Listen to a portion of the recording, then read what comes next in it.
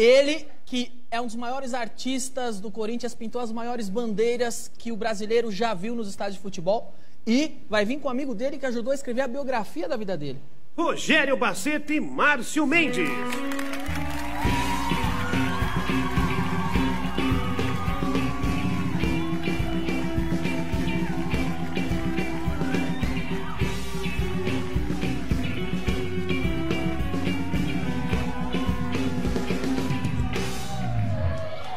Rogério...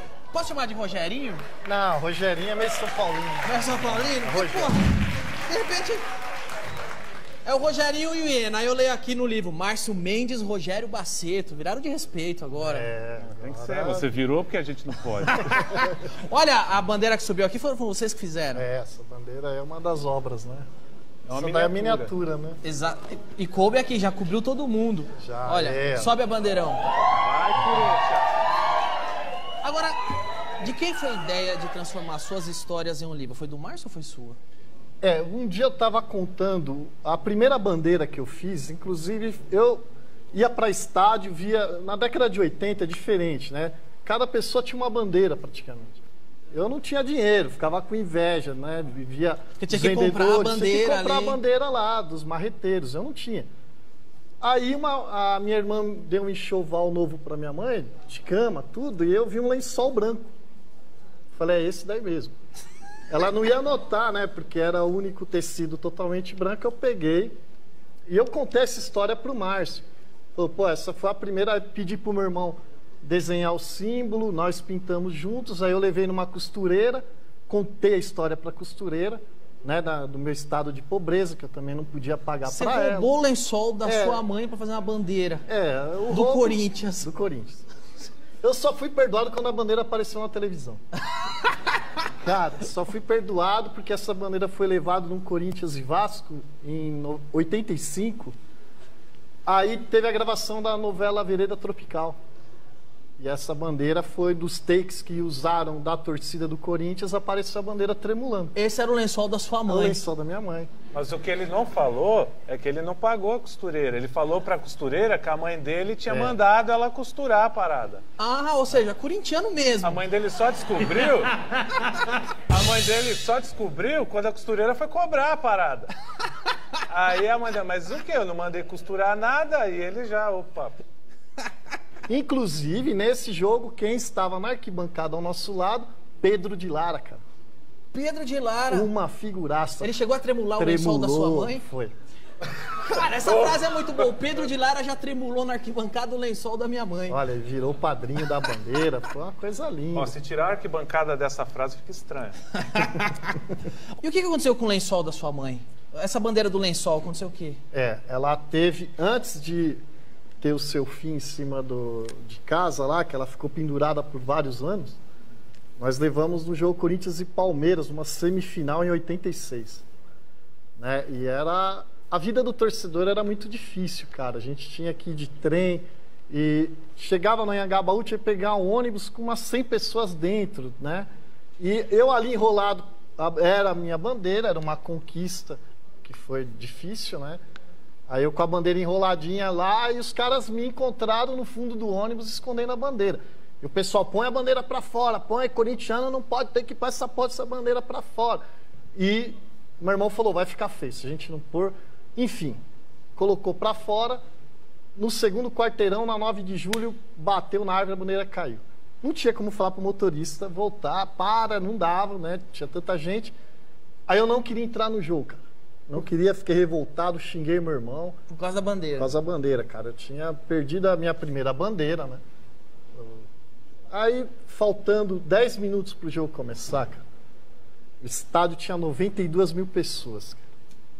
Era 5 em cada degrau, era uma coisa de louco. Aí o Corinthians entrou em campo, aquela fumaceira, era rojão na arquibancada, era fogos, não era rojão de fita, não. Aquela loucura e tal. E ficou 20 minutos pro jogo começar, cara, até as fumaças se dissiparem. Quando se dissipou a fumaça, um cidadão sentado na nossa frente com a bandeira, cara. Você encontrou a bandeira? Cara, quando eu vi aquilo, eu pulei pra cima do cara, não quis nem conversa, e começou aquela pancada ali. E no estádio de futebol não precisa de muita explicação. Quando alguém vê briga, meu irmão, todo mundo tá dando porrada. Né? Então o cara apanhou, velho. O cara, na verdade, foi guiado por Deus para levar a bandeira para mim e acabou tomando um pau, né? Aí foi aquela loucura. Não, eu achei na 9 de julho essa bandeira. Foi. Aí isso ele explicou no segundo tempo.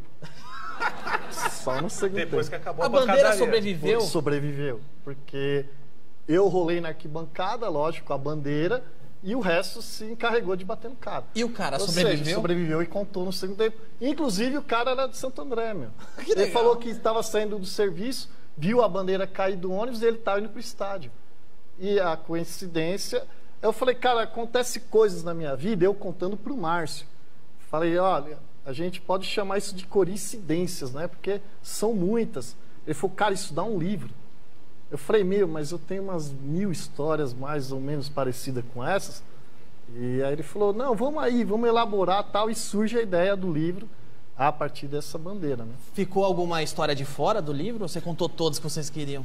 Vocês já estão pensando no volume 2? Já tem. Inclusive está até escrito porque esse livro vai até 2010. Até a bandeira Gaviões que bateu o recorde mundial, né? Então, depois dali... Entrou pro Guinness? Não, porque a Gaviões não tinha dinheiro na época. Só teve dinheiro para fazer a bandeira.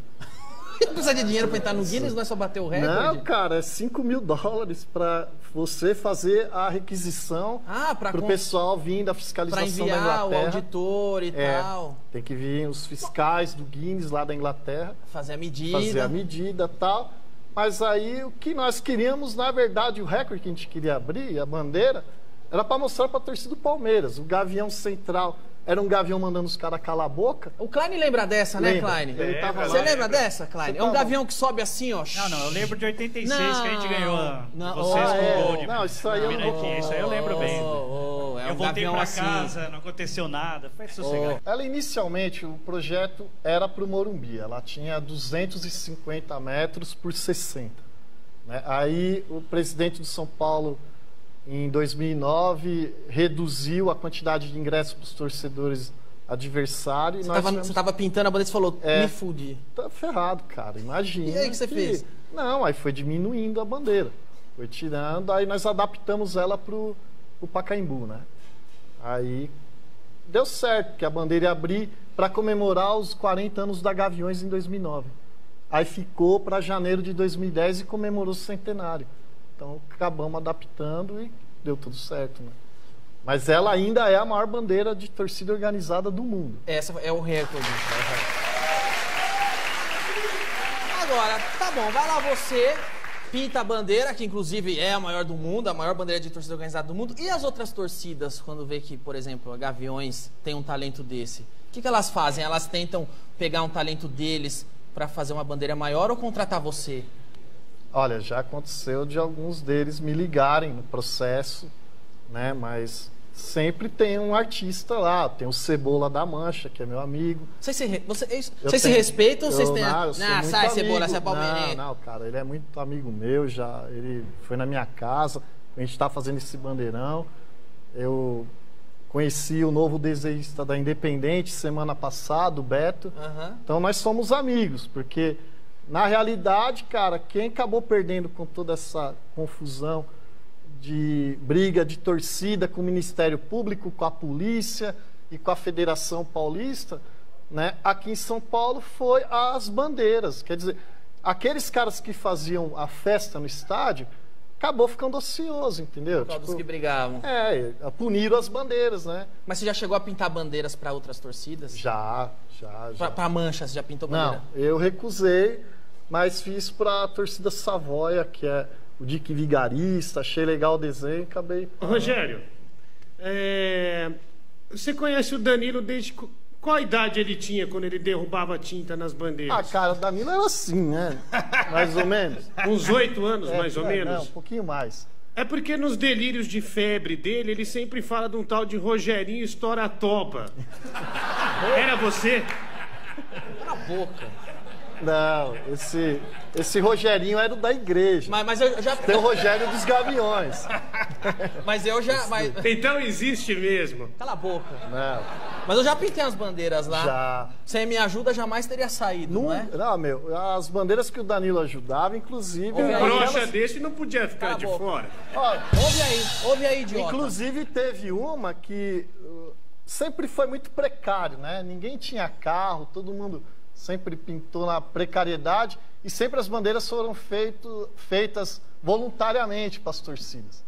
A gente quase não teve retorno financeiro em nenhuma delas, né?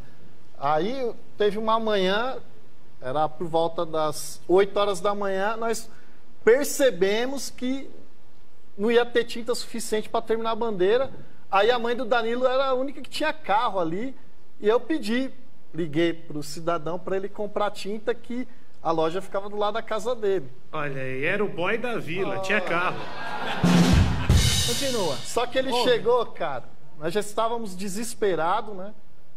E nós tínhamos prazo para... Isso era 10 da manhã. A segunda ligação para ele. Era 5 horas da tarde, o Danilo chegou com as tintas. Aí imagina, toda Gaviões ali na expectativa, né? Pelo menos o espírito de Gavião, né? Aí o Danilo, lógico, inteligente, já sacou o clima. O que ele fez? Abriu a lata de tinta, falou que ia ajudar. Destrambelhado do jeito que é, cara. Ele meteu o pé na tinta e esparramou. Não era assim que eu me lembrava, mas tudo bem. Já era idiota nessa época. Agora, Rogério, qual é a maior loucura que você já fez pelo Corinthians? Cara, no ano de 2013, eu tinha passado por um processo de que eu tinha traído tudo pelo Corinthians. Eu traí a Deus que eu acreditava, eu traí minha namorada, eu fiz várias desgraceiras, porque com aquela... Pelo Corinthians? Pelo Corinthians foi assim, cara, aquele processo que eu era um torcedor comum. Mas como é que trai a namorada pelo Corinthians? Fala, eu vou lá no vestiário do Corinthians hoje. Não, tem a história de um amigo nosso, que eu não posso dizer o nome pra não comprometer, casado e tal, né? Fake, né? Então eu vou usar um nome fictício para não comprometer, então vou chamar ele de Steve, só para não comprometer. É chato. Então esse amigo, todas as vezes que a esposa dele ligava, ele estava lá no estádio assistindo o jogo, aí todo mundo tinha que calar a boca, ficar quieto, ele corria pro banheiro para atender, para falar que estava trabalhando. Isso foi durante alguns anos. Passados quase 10 anos, ela nunca percebeu que ele sempre trabalhava dia de jogo do Corinthians. Era o cara mais trabalhador do planeta. Domingo, na hora de do domingo, jogo, quarta-noite. Ele chegava em casa meia-noite, 2 horas da manhã, cansado, suado. Falava, pô, esse cara é trabalhador demais. Aí veio essa esposa preocupada, já começou a desconfiar. Falei, peraí, tem coisa errada aí, né? Todas as vezes que eu ligo, não toco... Foi falar com o Rogério. Aí ela bateu lá um dia na casa do Rogério e falou, Rogério, olha, você é o melhor amigo do meu marido e eu tô desconfiada que ele tá me traindo. E se ele tá me traindo, você sabe, porque ele contou para você. E aí o Rogério, com toda a delicadeza de gavião que Deus deu para ele, falou, olha, você melhor do que ninguém sabe que seu marido te trai há muitos anos. Senão você não estaria aqui. Aí a mulher já diz, né? Já perdeu o chão. A única coisa que você não sabe é que ele te trai não com outras mulheres. Não que ele não faça isso, eu não sei. Mas o que ele te trai é com o Corinthians. Na verdade, todas as vezes que você liga, que ele sai, ele tá no jogo do Corinthians. Então, assim que se trai a mulher... E não tem só Steve, não. Tem vários outros. Que trocam a mulher pelo Corinthians. E qual a maior loucura que você já fez pelo Corinthians? Então, aí eu entrei em depressão. Depois desse processo meu que eu te falei. Aí, eu falei, eu não tenho muita coisa, né? Mas eu tenho um carro, eu tenho uma cama. Eu fui contabilizando as coisas que eu tinha, né? Eu queria fazer uma bandeira sem nada de torcida organizada, só o distintivo do Corinthians, né? Aí, vendi o carro, vendi minha cama, fui vendendo tudo que tinha. Aí só faltava o dinheiro da costura, cara. Aí a Ponte Preta ligou querendo um mosaico, que eles estavam na final da Sul-Americana. Aí eu cobrei o preço da costura da bandeira e nós costuramos um bandeirão de 6.000 metros quadrados. 6.000 metros, fiz um distintivo do Corinthians. Você vendeu carro, você vendeu coisas da casa. Vendi. Tipo, é igual meu tio com minha avó. Vai lá, vende a televisão dela pra comprar crack, vende o carro, vende a casa, mas você vendeu pelo Corinthians. Não, era uma bandeira pra guardar na minha casa pra lembrar da outra. Mas tem espaço na sua casa pra uma de 6 mil metros? Nós fizemos lá um cantinho pra ela. E você já estendeu ela em algum lugar? Já abriu no Pacaembu. A bandeira tá escrito time do povo. Aí é só o distintivo do Corinthians, escrito essa time bandeira do povo. Aqui?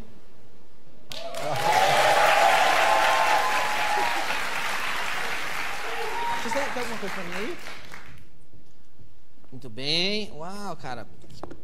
Quem fez, hein? Isso daí é um menino que foi lá em casa.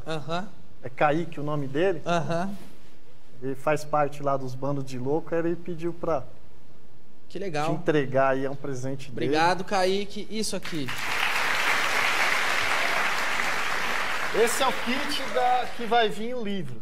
Né? Com o livro vem um kit? Vem o kit, aí aqui são as tintas, né? Pessoal pintar uma bandeirinha que faz parte de um projeto pedagógico, né? Que chama, segura aí. Time do Povo, então, a gente trabalha com crianças, né? Lá no Corinthians, que vem das periferias de São Paulo. Eles levam para o clube e a gente faz uma tarde lá de pintura com bandeira pedagógica. Então, comprando o livro, ganha o kit. Ganha o kit. Vem os pincéis para pintar, né? E aqui vem o mais importante. Isso aqui é mais importante que o livro. As pessoas, pelo menos, estão dando mais importância para isso. É um pedaço do bandeirão da República Popular do Corinthians. É um pedaço do tecido do bandeirão. Tem foto dele sendo recortado para a legitimidade, né?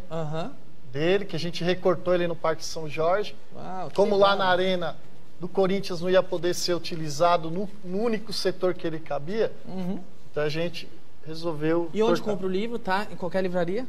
Não. Livraria não é coisa de corintiano, né? Veja gente? bem. Na verdade, o livro é um projeto que nós levamos... Em qual camelô está o livro? Não, nem camelô, veja bem. O livro é um projeto que a gente ofereceu para as editoras e nenhuma editora aceitou, porque para eles era algo que não tinha mercado, né? E aí a gente falou, vamos fazer nós mesmos. É um livro independente? Não, é totalmente independente. A gente depende de um monte de pessoas para fazer isso aí. Então nós montamos nossa própria editora. Tá? Qual é o nome da editora? É o Companhia das Tretas. Companhia das Tretas, ótimo. Companhia das Tretas.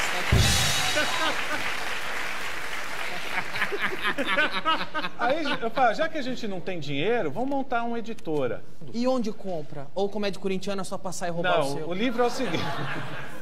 Ele está sendo vendido pela internet no site www.abandeiradosonhos.com.br. Assim que o corintiano pode comprar o livro. E para ler o livro, como é que o corintiano faz?